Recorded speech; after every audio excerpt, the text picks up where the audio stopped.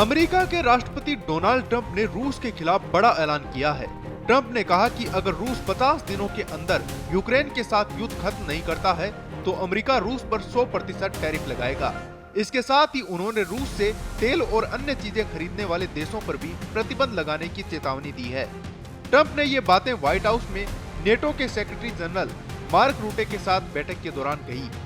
उन्होंने कहा कि अगर रूस शांति समझौते पर साइन नहीं करता है तो ये टैरिफ सेकेंडरी टैरिफ के रूप में लगाए जाएंगे। हालांकि उन्होंने यह साफ नहीं किया कि इसका मतलब क्या होगा। इसको लेकर अमेरिकी वाणिज्य सचिव हॉवर्ड लुटनिक से जब पूछा गया कि क्या ये सेकेंडरी सेक्शंस की तरह होगा तो उन्होंने कहा कि टैरिफ और सेक्शंस दोनों ट्रंप के टूल बॉक्स में है और वो किसी का भी इस्तेमाल कर सकते हैं। व्हाइट हाउस के एक अधिकारी ने भी पुष्टि की है कि अगर रूस सितंबर की शुरुआत तक युद्ध रोकने के लिए समझौता नहीं करता है तो उसे टैरिफ और सेक्शंस दोनों झेलने पड़ सकते हैं। And one of the reasons that you're here today is to hear that we are very unhappy, I am, with Russia. But we'll discuss that maybe a different day. But we're very, very unhappy with them, and we're going to be doing very severe tariffs if we don't have a deal in 50 days. Tariffs at about 100%. You'd call them secondary tariffs. You know what that means.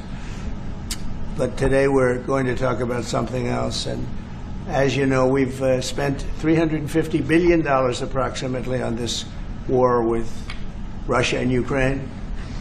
And would like to see it end. It wasn't my war, it was Biden's war. It's not my war, I'm trying to get you out of it. And we want to see it end. And I'm disappointed in President Putin because I thought we would have had a deal 2 months ago, but it doesn't seem to get there. So based on that, we're going to be doing secondary tariffs if we don't have a deal in 50 days. It's very simple. And they'll be at 100%. And that's the way it is. That can be more simple. It's just the way it is. I hope we don't have to do it. But regardless, we are going to be... बता दें कि अगर America ऐसा करता है तो ये पश्चिमी देशों की मौजूदा नीति में बड़ा बदलाव होगा।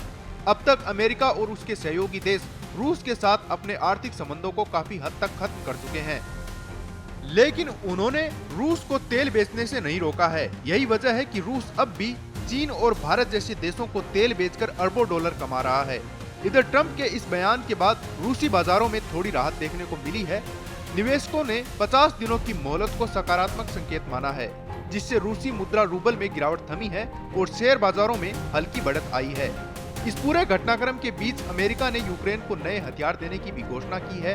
ट्रंप ने कहा कि अमेरिका यूक्रेन को टॉप ऑफ द लाइन हथियार देगा, जिसमें पैट्रियट एयर डिफेंस सिस्टम भी शामिल है, लेकिन इसकी लागत नेटो के सदस्य देश उठाएंगे। अमेरिका केवल इन हथियारों का निर्माण करेगा। यूक्रेन के राष्ट्रपति वोलोदिमीर ज़ेलेंस्की ने ट्रंप को धन्यवाद दिया है और कहा है कि वो एक स्थायी और न्यायपूर्ण शांति की दिशा में ट्रंप के समर्थन की सराहना करते हैं। ज़ेलेंस्की ने ट्रंप के विशेष दूत कीथ केलॉग के साथ मुलाकात भी की। ताज़ा अपडेट के लिए जुड़े रहें पत्रिका के साथ। नमस्कार।